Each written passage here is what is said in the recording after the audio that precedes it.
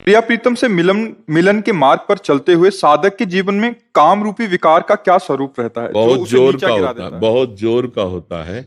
क्योंकि टक्कर का योद्धा एक ही है। ये प्रेमी को गिराने के लिए एक ही है जो योद्धा समर्थ है, दूसरा नहीं समर्थ है। जैसे क्रोध और लोभ है, ये इसी की उपज है, काम की। कामः संजायते क्रोधा, और काम की पूर्ति में लोभ, और काम की पूर्ति में बाधा में क्रोध। लोभ और क्रोध इसी की उपज है, काम की। सबसे बड़ा सुभट योद्धा काम ही है, ज्ञानियों के लिए भी और प्रेमियों के लिए भी। ये ज्ञानियों को नित्य बैरी है, नित्य दुश्मन है ये।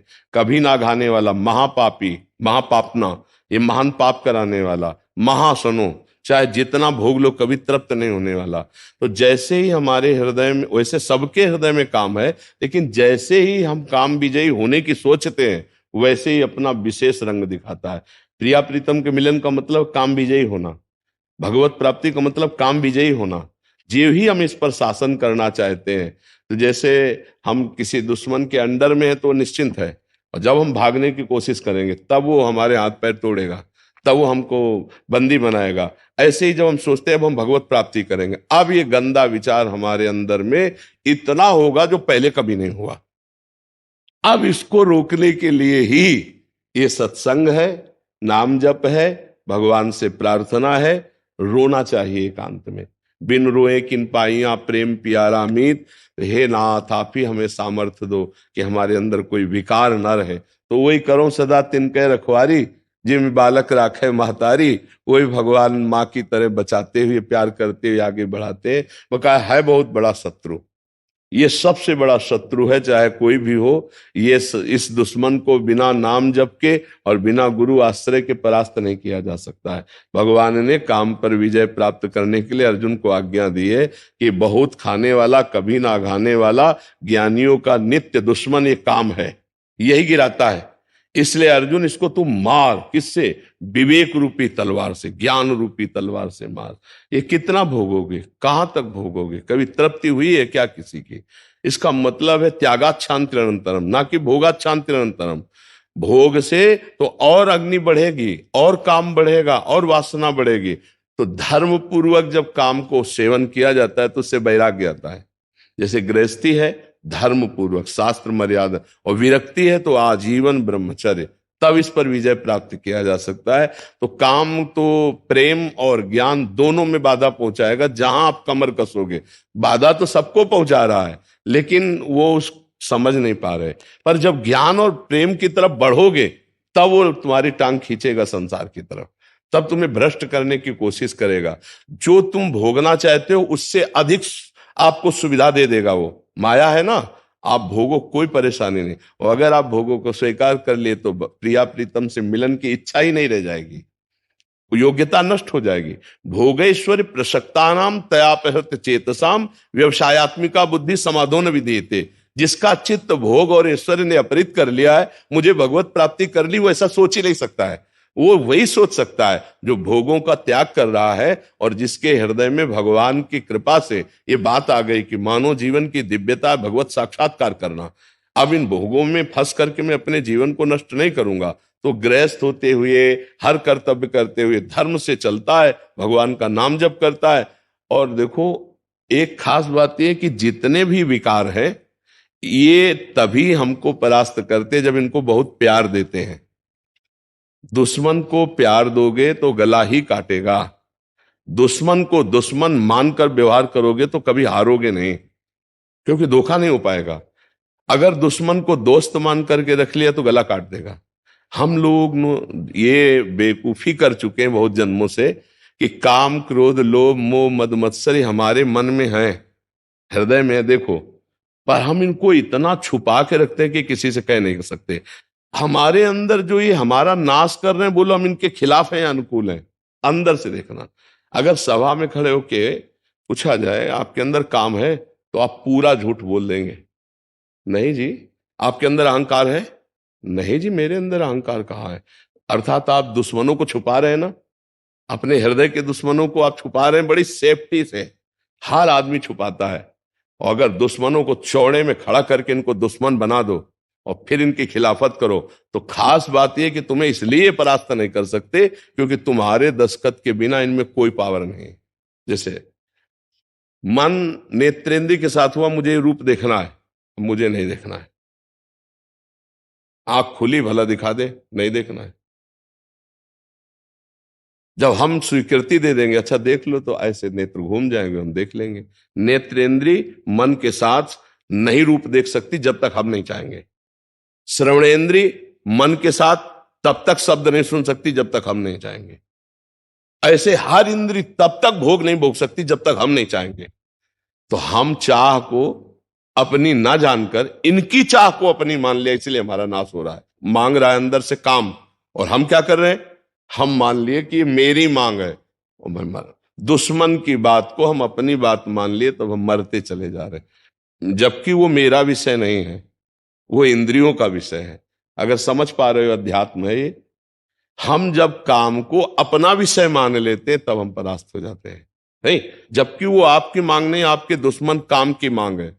यही ना समझ होने के कारण हम कहते हैं कि हमें ज्ञान तो है कि मैं गलत कर रहा हूं, पर मैं रोक नहीं पाता हूं। इसलिए नहीं रोक पाते हो कि आपने जो गलत आपको सलाह दे रहा था, उसकी सलाह को आपने अपनी मांग मान ली, इसलिए आप गलत कर गए। तो अब ये काम को रोकने के लिए आपके अंदर विवेक चाहिए और धर्म चाहिए, ये दो चीजें। गृहस्थ हो तो धर्म पूर्वक अपने विषय का सेवन करो, तो भगवान की प्राप्ति में बाधा नहीं पड़ेगी। विरक्त हो तो किसी भी तरह से विषय संयोग है ही नहीं, क्योंकि विरक्त है। गृहस्थ में एक मर्यादा है। अब जैसे पति पत्नी का भाव है, गृहस्थ में जो अन्य भी भोग हैं, अगर उन्हें धर्म पूर्वक आप सेवन नहीं करते तो अपराध है, अधर्म पूर्वक अगर आप सेवन करते तो अपराध है। दोनों बातें हैं। बहुत धर्म पूर्वक उनका सेवन करना है क्योंकि आप गृहस्थ हैं, अधर्म पूर्वक भोगों का त्याग करना है। जैसे ब्याह हो गया, अपने पति को छोड़कर किसी और पुरुष की तरफ काम भाव दृष्टि रखना घोर पाप, अपनी पत्नी के सिवा किसी और स्त्री की तरफ दृष्टि रख, ये घोर पाप। अब ये कहाँ, आज का समाज धीरे धीरे बदलता चला जा रहा है ना, तो वो कैसे हो, तो मलिन हृदय भला काम विजयी होगा। तो गृहस्थ में धर्म पूर्वक भोगा हुआ काम भी उसे भगवत प्राप्ति करा देगा। विरक्त में किसी भी तरह से काम का सेवन ना करते हुए वो सच्चिदानंद भगवान को प्राप्त होता है। अभी आप देख लीजिए, काम पर विजय प्राप्त करने के लिए दो ही उपाय हैं। एक प्रवृत्ति मार्ग से जाते हुए धर्म पूर्वक भोगते हुए वैराग्य को प्राप्त होना, और एक निवृत्ति मार्ग से जड़ से उसको नाश करते हुए, किसी भी तरह उसका संयोग ना होते हुए परमात्मा को प्राप्त करना। तो जैसे आप लोग गृहस्थ हैं, तो आप लोग एक सीमा में रहें, नाम जप करते हुए अपनी मर्यादा में रहे, तो धर्म पूर्वक गृहस्थी में चलते हुए भगवान की प्राप्ति हो जाएगी, ये विश्वास कर लीजिए। और अगर मनमानी आचरण हुए तो फिर प्रिया प्रीतम और भक्ति इनकी बात दूर जाने दो, मनुष्यता नहीं रह जाएगी, मनुष्यता नहीं रह जाएगी। देखो, पूर्व से ही गलती ना हो, हम इसीलिए इसका विरोध करते हैं। जो आजकल मित्रता का नाटक खेला जाता है ना, एक बॉयफ्रेंड गर्लफ्रेंड ब्रेकअप, ये नौटंकी नाटक विदेशों में होता होगा, हमारे भारत की मर्यादा नहीं, ये पवित्र कार्य नहीं है। तो भगवत प्राप्ति या प्रिया प्रीतम से मिलन ये तभी हो सकता है जब हमारा चरित्र पवित्र हो, जब हमारी इंद्रियां पवित्र हो, हमारा मन पवित्र हो, हम काम विजयी हो।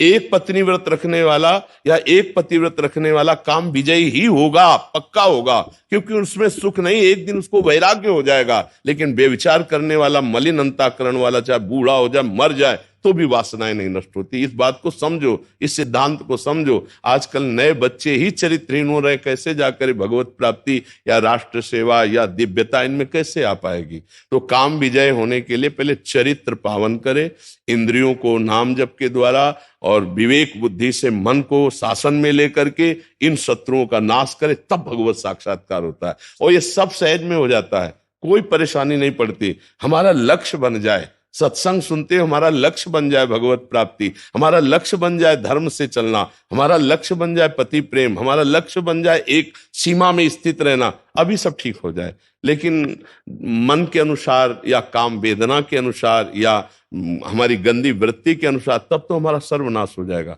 भगवत प्राप्ति तो बहुत ऊंची बात है, हम एक मनुष्य कहलाने योग्य नहीं रह जाएंगे, हमारा जीवन सर्वस्व ये काम नष्ट कर देगा।